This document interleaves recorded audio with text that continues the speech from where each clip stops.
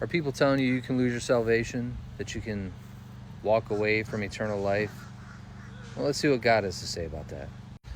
So let's look at Hebrews chapter 6, verse 17 and 18. It says, God also bound himself with an oath, so that those who received the promise could be perfectly sure that he would never change his mind. Well, let's take a look at what that promise is. Let's take a look at Ephesians chapter 1, verse 13 and 14. And now you Gentiles have also heard the truth, the good news that God saves you.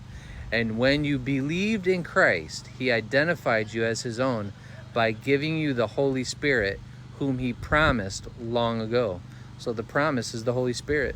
It goes on to say the Spirit is God's guarantee that he will give us the inheritance he promised. So once you receive the Holy Spirit, you have a guarantee of your inheritance.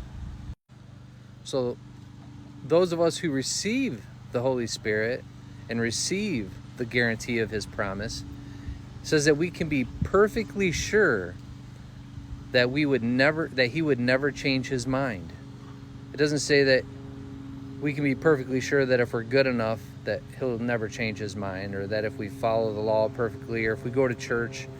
Not saying that any of these things are bad. Obviously, we should do good in our life and we should work, but we don't do those things to maintain our inheritance.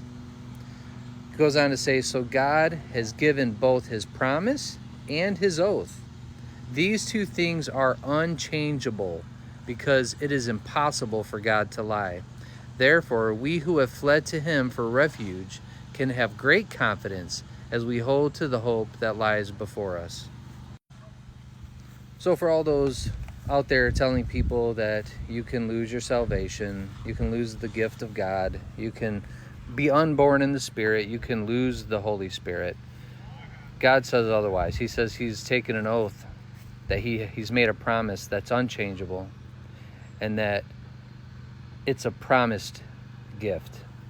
Once you receive the Holy Spirit by placing your full faith in him alone for your salvation, you receive that. Remember, this gift is free and it's not of yourself. It's through the grace of God, through his mercy alone. Grace means the undeserved and unmerited favor of God. You don't deserve it. You can't earn it. So place your faith in that fact alone today, that Jesus Christ was enough to save you. And then get out there and do good works. Go to church.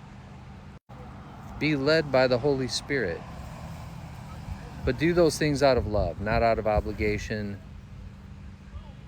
or out of fear that you're going to lose your salvation. God bless you. May God keep you. Go in peace.